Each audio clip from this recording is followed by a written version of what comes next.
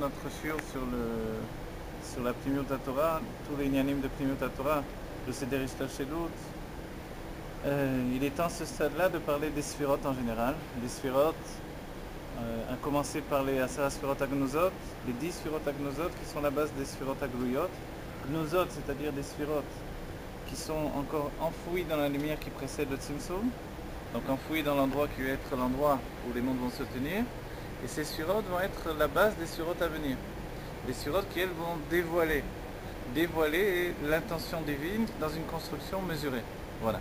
Le but de la sphira, Sefer, Saphir et Sofer, on sait bien tous ces ninim-là, le but de la sphira elle-même, c'est de pouvoir limiter la lumière infinie en lui donnant une structure de dévoilement qui peut être appréhendée par les mondes.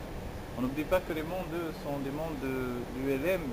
Olam Ilachon Elem, c'est l'étymologie de Elem. Donc le monde, lui, son travail, entre guillemets, c'est de saisir le divin et de le structurer dans une configuration qui lui appartient. Par exemple, le monde de Hatzilut, il configure le divin dans une configuration qui est Hatzilut. Qu'est-ce qu'est Hatzilut? Alors on sait que c'est Etzlo, c'est-à-dire ce qui est proche de Dieu, donc ça reste proche de Dieu dans l'expression Iou Vegar Moïchat, que ce soit la lumière et le cli, le réceptacle qui sont au même niveau. Donc le divin s'exprime tel qu'il est, d'où l'expression Hatzilut. C'est-à-dire, Hatzilut, c'est que la lumière émane du luminaire sans transformation. Le monde de Bria, on verra que les surotes vont passer à une autre expression. Les surotes dans le monde de Bria vont passer par la définition de l'existence. L'existence dans la Pnimiut Torah, c'est ce que l'on appelle le Yesh. Le Yesh, donc, c'est l'existence. Et dans Bria, ce n'est pas encore un Yesh effectif, donc une existence effective, mais juste une efcharo, dire à la Rabbi Rayat, c'est une possibilité d'existence. Voilà. On revient un peu en arrière. Si l'on parle des sphirotes sans préciser, on se retrouve dans le monde de Hatzilut automatiquement. Les sphirotes sont tout le système de compréhension du divin mesuré. C'est ce qui fait la particularité du Olam Haemet, de la Torah Haemet. Ici, c'est le Etz Chaim en entier. Les sphirotes, donc, c'est des mesures de dévoilement divin qui viennent s'exprimer chaque dévoilement divin viendra s'exprimer selon une nature particulière. Aleph, la sphira de Chokhmah, Bet, la sphira de Bina, ensuite la sphira de etc., les Midot, jusqu'à ce qu'on arrive à la Malchut. La Malchut, la royauté, qui est aussi l'expression. Voilà. Il faut souligner que quand on parle des sphirotes, en général, si on inclut les premières sphirotes de tout, c'est-à-dire les sphirotes qui sont liées vraiment à la lumière infinie qui précède le Tzimtzum, alors même avant les Asara Sphirot Agnozot, qui elles sont vraiment la structure qui va préparer les sphirotes à venir. Il y a des sphirotes en général beaucoup plus largement, et c'est des sphirotes du Ensof, avant les Sphirot Agnozot, avant Aliyat Haratzon. Et c'est dans ces sphirotes de Ensof, dans la Malchut du Ensof, que tout va être construit. La Malchut de l'infini, dans la Chassidut, c'est une définition de dévoilement de l'infini. Voilà. La sphira en général, qu'est-ce qu'elle est? On a dit que la sphira, elle est une structure de dévoilement divin. La sphira elle-même, elle est liée au nom Yud Kevavke. Il y a le Yud, qui est la Chokhmah, il y a le E, qui est la Bina, le premier E du nom de Dieu. Et à partir de là, quand on donne une seconde structure pour définir la sphira par rapport au nom Yud Kevavke, alors on lui donnera une structure intérieure qui va donner à la sphira la faculté de pouvoir s'exprimer sous une facette différente. On atteint ce qui s'appelle le Partsouf. Le Partsouf, en hébreu, on traduit par la figure. La figure, ça ne veut pas dire évidemment le visage uniquement, mais comme on dira une figure humaine, une figure géométrique. Sous-entendu, une figure d'après le Ephraïm de la tête aux pieds. Voilà, on traduit assez souvent figure le visage, mais ce n'est pas uniquement ça, c'est une figure de la tête aux pieds, c'est-à-dire, qu'est-ce que c'est une figure de la tête aux pieds? On dit la roche mégoulée, comme nous, la tête sort de nos vêtements, et ensuite ce sont des vêtements, les uns après les autres. Ces vêtements définissent ce qui s'appelle le derer haitlapshut, c'est-à-dire que les sphirotes s'habillent les unes à l'intérieur des autres, ce que le Harizal définira au départ quand il dit qu'il y a comme un oignon que l'on coupe. Plus que ça, en fait, l'oignon, lui, il est des formes circulaires les unes imbriquées dans les autres, en même temps que l'on voit les sphirotes qui sont exprimées yemin, small, vaimsa, droite, gauche et au milieu, il y a aussi ce qui s'appelle derer haitlapshut. Il faudrait comprendre les deux choses en même temps. C'est pas forcément que l'une va repousser l'autre, c'est que tout fonctionne en même temps. Pourquoi? Comme chez nous, il y a le corps et les vêtements sur le corps. Premier vêtement, deuxième vêtement, etc. De là, on dira qu'il y a la première sphira. On va dire, si on prend à partir du Keter, pour qu'il y ait 10 sphirotes, il faut compter soit le Keter, soit le Da'at. Et le Da'at est l'introduction du Keter dans la personnalité des Partsofim, des sphirotes. Alors, si l'on prend le Keter de par lui-même, ensuite on habille sur le Keter la Chokhmah, comme un vêtement. Ensuite, sur la Chokhmah, on habillera la Bina. Ensuite, on habillera alors ici, on a compté le Keter, donc on ne compte pas le Da'at. Ensuite, on habille le Chesed, ensuite Vora, ensuite Tiferet, jusqu'à arriver à la Malchut. Quelle est la particularité de cette vision dans les sphirotes? C'est qu'on a une notion d'intérieur et d'extérieur que l'on n'a pas forcément quand on habille les sphirotes. Yemin, Smol, Vaemsa, de droite à gauche et au milieu.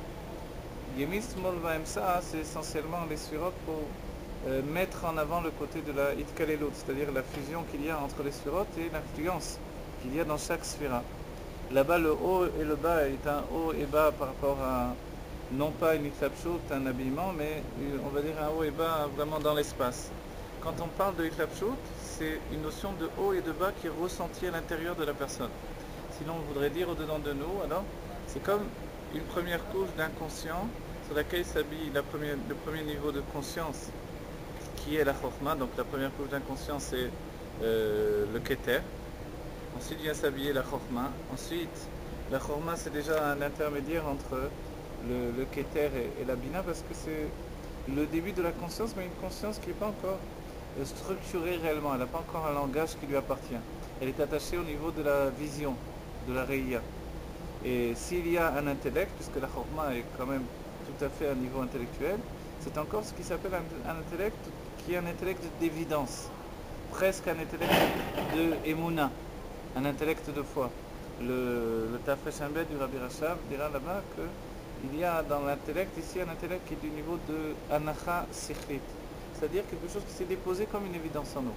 C'est comme ça, c'est tout. Et dans cette vision-là, évidemment, il n'y a pas de construction intérieure. Pour avoir une construction intérieure, ce qui va permettre une interaction entre la Chokhmah et la Bina va donner déjà des otiyot, l'expression des otiyot, des lettres, avec un langage, avec une compréhension, donc une restructuration de l'enseignement qui était une évidence auparavant, elle va le reconstruire par la question. La Chokhmah, c'est la réponse avant la question. C'est une réponse évidente. Donc on ne pose pas forcément la question. La Bina, c'est déjà la question qui, elle, va ramener l'univers intime vers la réponse. Maintenant, entre les deux, il faut bien qu'il y ait un moyen de connexion, un moyen d'appréhension de la chose d'un côté ou de l'autre. Et c'est ce qui s'appelle le Partsouf Israël Saba. Le Partsouf Israël Saba, c'est un Partsouf, donc une structure intérieure de la Chokhmah, ou de Abba, qui est appelé Partsouf de par lui-même. Et cette structure intérieure permet l'expression on va dire, de transformation de Chokhmah vers la Bina.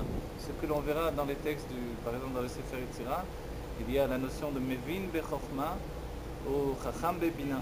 Mevin be Chokhmah, c'est la présence de la Bina dans la Chokhmah elle-même, c'est-à-dire la faculté qu'il y a dans la Chokhmah de comprendre par l'analyse, alors que ce n'est pas du tout sa nature à elle. Alors, chez la Bina, il y a le même système, là-bas c'est Chacham be Bina, qui est la faculté d'avoir une évidence des choses, alors que finalement elle fonctionne par l'analyse. Au bout du compte, qui me dit que mon analyse est juste? Si je vais jusqu'au bout de l'analyse et que je commence à poser des questions, rien n'est forcément vrai. Pour qu'il y ait une akarat à mitiot du sujet, pour qu'il y ait une reconnaissance de la vérité du sujet, il faut qu'il y ait dans la Bina alors la nature de Chokhmah également. Et ça c'est Chacham Bebina. Tandis que pour que dans la Chokhmah il puisse y avoir un questionnement, alors que tout est évident, imaginez-vous que si c'est évident pour vous, vous n'allez pas vous poser de questions. Donc alors pour qu'il y ait un questionnement intérieur, il faut qu'il y ait ce qui s'appelle donc la Bina de la Chokhmah. Et ça c'est Mevin Be Chokhmah. Et ce niveau-là, il va permettre un lien entre les deux.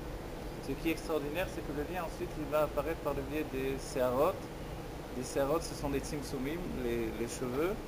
Les cheveux, ce sont toujours les cheveux ou les cheveux de la Zakan, également de la barbe. Ce sont toujours des Tzimtzumim. Il y a ce qui s'appelle Lamed Bet Netivot Chokhmah. Et ensuite, on verra Nun Bet, Nun Share Bina.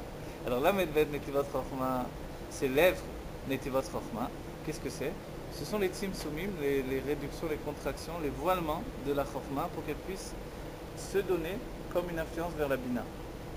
La Bina elle-même, pour qu'elle puisse ensuite influencer dans les sentiments, il y aura ce qui s'appelle les Nun Shari Bina. Évidemment, il y a d'autres Nun Sharim, c'est dans le Keter lui-même. Il y a un lien étroit entre le Keter et la Bina. Les deux sont liés au Shem Elohim d'un certain point de vue. Également, les deux sont axés sur le fait d'une intériorité qui coexiste, on va dire, qui circule entre l'un et l'autre. C'est ce qui est dit que Pnimiut Bina Pnimiut Atik. Ce à quoi on peut objecter, alors ça veut dire l'intériorité de la Bina, c'est l'intériorité de Atik. Atik, c'est l'intériorité lui-même du Keter. On peut très bien objecter que oui, il est écrit également Pnimiut Chochma Pnimiut Atik.